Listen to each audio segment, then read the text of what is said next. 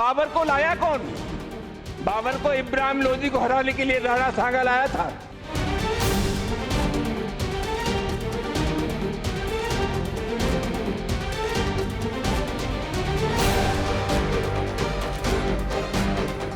નમસ્કાર દર્શક મિત્રો, ગુજરાત તકમાં આપનું સ્વાગત છે। દેશભરના ક્ષત્રિય સમાજમાં ફરી એક વખત રોષ છે અને આ રોષનું કારણ છે સમાજવાદી પાર્ટીના સાંસદે કરેલા વિવાદિત નિવેદન। રાજ્યસભામાં સમાજવાદી પાર્ટીના સાંસદ રામલાલજીએ રાણા સાંગાને લઈને એક વિવાદિત નિવેદન કર્યું હતું। તેમણે મહાન યોદ્ધા રાણા સાંગાને બાબરની મદદ કરનારા અને ગદ્દાર ગણાવ્યા હતા। આ બાદ દેશભરના ક્ષત્રિય સમાજમાં રોષ ફાટી નીકળ્યો છે। ભાજપે રાજ્યસભામાં પણ તેનો વિરોધ નોંધાવ્યો હતો। આ બાદ આગ્રા સ્થિત રાજ્યસભાના સાંસદના ઘર બહાર કરણી સેનાએ ઉગ્ર વિરોધ પ્રદર્શન કર્યો હતો। કરણી સેનાના યુવાનોએ તેમના ઘર બહાર કારમાં તોડફોડ કરી હતી અને તેમના ઘરમાં ઘૂસવાનો પ્રયત્ન કર્યો હતો। આ વિરોધના પડઘા હવે ગુજરાતમાં પણ પડ્યા છે। બનાસકાંઠામાં કરણી સેનાએ આ નિવેદનને લઈને વિરોધ પ્રદર્શન કર્યું હતું અને કલેક્ટર મારફત ઉપરાષ્ટ્રપતિ અને રાજ્યસભાના સ્પીકર એવા જગદીપ ધનખડને માંગ કરી હતી કે તેમના વિરુદ્ધ કાર્યવાહી કરવામાં આવે, તેમની સદસ્યતા રદ કરવામાં આવે। કરણી સેનાએ માંગ કરી હતી કે આવા નિવેદન કરનારા કોઈપણ નેતા કે સાંસદ હોય તેમના વિરુદ્ધ પગલાં ભરવામાં આવે અને તેમના વિરુદ્ધ કેસ દાખલ થાય તેવો કાયદો બનાવવામાં આવે। કરણી સેનાના આગેવાન કરણસિંહે માંગ કરી હતી કે આગામી સમયમાં જો આને લઈને કોઈ પગલાં નહીં લેવામાં આવે તો હજી વધુ ઉગ્ર આંદોલન કરવામાં આવશે। આવો સાંભળીએ કરણસિંહે શું કહ્યું। કરણસિંહભાઈ, રાજ્યસભાના સાંસદ સમાજવાદી પાર્ટીના રામલાલજીએ સંસદમાં જે નિવેદન કર્યું છે રાણા સાંગાજીને લઈને, તેની પર આપની શું પ્રતિક્રિયા? પહેલા તો આપના સૌ દર્શક મિત્રોને જય સોમનાથ, જય રઘુનાથ, જય મહારાણા સાંગા। આપે જે મને વાત કરી એ મુજબ રાજ્યસભાના સમાજવાદી પાર્ટીના સાંસદ રામજીલાલ સુમને મત બેંકના તુષ્ટિકરણ માટે ભારત માતાના સપૂત, દેશનું ગૌરવ કહેવાય અને સનાતન ધર્મના રક્ષક વીર શિરોમણી મહારાણા સંગ્રામસિંહ વિશે જે ટિપ્પણી કરી એ ખૂબ દુઃખદાયક છે અને સમગ્ર દેશ ભક્તોએ આ ટિપ્પણીને વખોડી કાઢી છે। સમગ્ર ભારતના રાષ્ટ્રપ્રેમીઓ ને આહત કરનારું આ નિવેદન છે। અમે પણ સંકલન સમિતિ ગુજરાત વતીથી આ નિવેદનની કડક આલોચના કરી અને એને વખોડી કાઢીએ છીએ અને માગણી કરીએ છીએ કે રાજ્યસભાના માન્ય સ્પીકર અને ઉપરાષ્ટ્રપતિ શ્રી ધનખડ સાહેબને અમે 2 દિવસ પહેલાં આવેદનપત્ર પણ માન્ય કલેક્ટર શ્રી બનાસકાંઠાના માધ્યમથી સર્વે સંસ્થાઓ, રાષ્ટ્રપ્રેમી નાગરિકોને સાથે રાખી અને માગણી કરી છે કે એમનું સભ્યપદ રદ કરવામાં આવે અને અમે આપના માધ્યમથી સમાજવાદી પાર્ટીના અધ્યક્ષ અખિલેશ યાદવને પણ કહેવા માગીએ છીએ કે તમે આમને તાત્કાલિક બરતરફ કરો, નહીતર તમે એનું પરિણામ ભોગવવાની તૈયારી રાખજો। કરણસિંહભાઈ, તેમના નિવાસ સ્થાને પણ ગઈકાલે લગભગ વિરોધ પ્રદર્શન થયો હતો। કરણી સેનાના યુવાનોએ તેમના ઘર બહાર ઉગ્ર વિરોધ પ્રદર્શન કર્યો હતો અને તેની કેટલીક કારોમાં પણ તોડફોડ થઈ હતી। તો આ પ્રકારનો વિરોધ કેટલો યોગ્ય? જો એક પરિવાર હોય છે ને પુરીનભાઈ, તો એમાં પણ જુદા જુદા વિચારધારા હોય છે।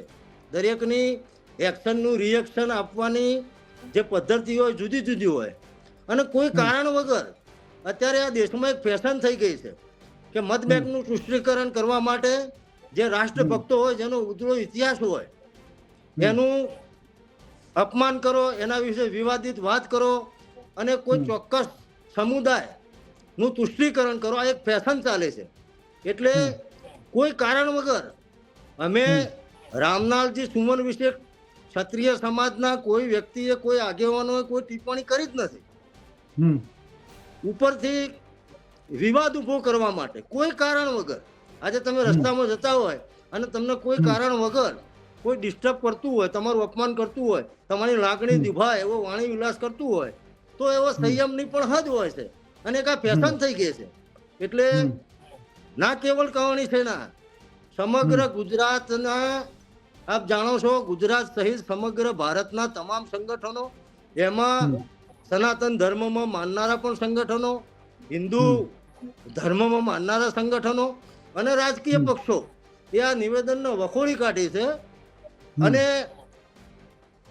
મેં કહ્યું એમ કે આઘાતનો પ્રત્યાઘાત આવતો હોય એટલે પાંચે આંગળી સરખી ના હોય એટલે આવો વિરોધ પ્રદર્શન થયું હોય તો એ થાય. કારણ કે તમે એક બાજુ આવા મહાન દેશભક્તોનું અપમાન કરો અને પછી તમે એવી અપેક્ષા રાખો કે અમારે બીજું કશું ના થાય તો એ લોકશાહીમાં શક્ય નથી. પૂર્વેનભાઈ, કરણસિંહભાઈ, હવે ગુજરાતમાં આગામી આપની શું રણનીતિ રહેશે આ નિવેદનને લઈને? જુઓ, અમે બનાસકાંઠાથી શનિવારના રોજ પ્રથમ આ આવેદનપત્ર આપ્યું છે. ગુજરાતની અનેક સંસ્થાઓ, એમાં કરણી સેના હોય તમામ સંસ્થાઓ એ ભેગા થઈને આવેદનપત્ર આપ્યું છે અને એના મારફતે રજૂઆત કરી છે. અમારી સમગ્ર ભારતની સંસ્થાઓ દ્વારા આગામી 12મી એપ્રિલ 2025ના રોજ આ દેશના સપૂત મહારાણા સંગ્રામસિંહનું જન્મ જયંતિ છે. એ દિવસે ચલો આગ્રાનું આહવાન કરવામાં આવ્યું છે. એટલે લોકશાહી ઢબે અમે પણ એક નાગરિક તરીકે, પ્રજાજનો તરીકે અમારી પણ માગણી કરવાનો, આવેદનપત્ર આપવાનો, વિરોધ પ્રદર્શન કરવાનો હક છે. અને જ્યાં સુધી રામજીલાલ સુમનનું સભ્યપદ રદ કરવામાં નહીં આવે, માફી નહીં માગે, ત્યાં સુધી સમગ્ર ભારતમાં આપ પણ જાણો છો, મીડિયામાં આપ પણ જોતા છો, અને ઉગ્ર પ્રત્યાઘાતો પડ્યા છે. અને આ વિવાદ દિવસે ને દિવસે વકરતો જશે એવું મારું કહેવું છે આપના માધ્યમથી. એટલે આપના કહેવા મુજબ આગામી સમયમાં રાષ્ટ્રીય આંદોલન થઈ શકે છે અને આગ્રા કૂચ થઈ શકે છે. રાષ્ટ્રીય જો જે જનનાયકોએ આ દેશની આન બાન શાન, બેન બેટીની ઇજ્જત, સનાતન ધર્મના રક્ષક માટે, પ્રજાની સુખાકારી માટે, પ્રજા અમે મરીશું તમે શાંતિથી જીવો, આ અમારો મંત્ર રહ્યો ક્ષત્રિયોનો. બીજાને જીવાડવા માટે અમે મર્યા છીએ. અને કોઈ કારણ વગર જ્યારે આવું અપમાન થાય ત્યારે આપ જાણો છો એ મુજબ કે સમગ્ર ભારતમાં આંદોલન થશે. અને આપને જાણ સારું કહું કે ઓગસ્ટ 2024માં સંકલન સમિતિએ આ દેશના કાનૂન મંત્રી માન્ય અર્જુન રામજી મેઘવાલને એક પત્ર પાઠવેલો છે. અને અમે કાયદો બનાવવાની પણ માંગ કરી છે કે આવા નિવેદનો ન થવા જોઈએ અને કોઈ આવા નિવેદનો કરે તો અમે એવી માંગણી કરી છે.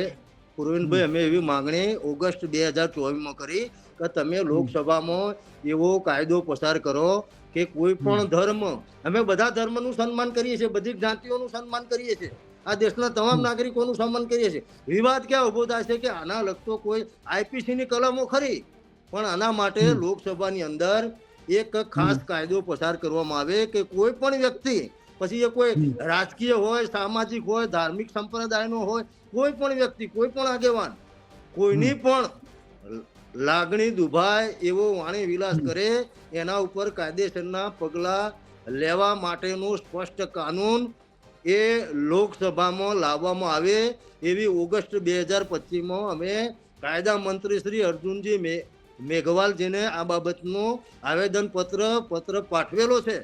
તો હું આપના માધ્યમથી અને તમામ આ દેશની તમામ સંસ્થાઓને પણ અપીલ કરવા માંગુ છું કે આવો કાયદો ઘડાય એના માટે આપણે કેન્દ્ર સરકાર ઉપર દબાણ લાવવું જોઈએ. તો આ પ્રશ્ન જ ઊભો નહીં થાય. કારણ કે અત્યારે કોઈ ડર નથી, જેને જેમ બોલવું એમ બોલો. આપ પણ ગુજરાતમાં જોઈ રહ્યા છો, અત્યારે ચોક્કસ સંપ્રદાય ના સાધુ સંતો દ્વારા સનાતન ધર્મનું વારે ઘડીએ કોઈ કારણ વગર અપમાન કરવામાં આવી રહ્યું છે.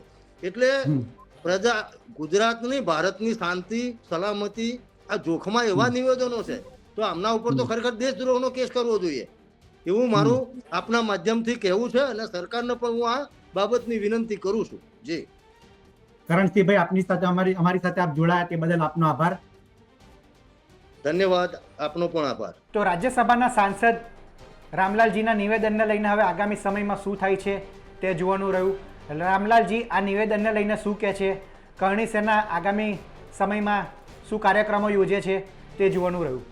ગુજરાતના તમામ મહત્વના સમાચાર માટે આપ જોડાયેલા રહો ગુજરાત તક સાથે. નમસ્કાર.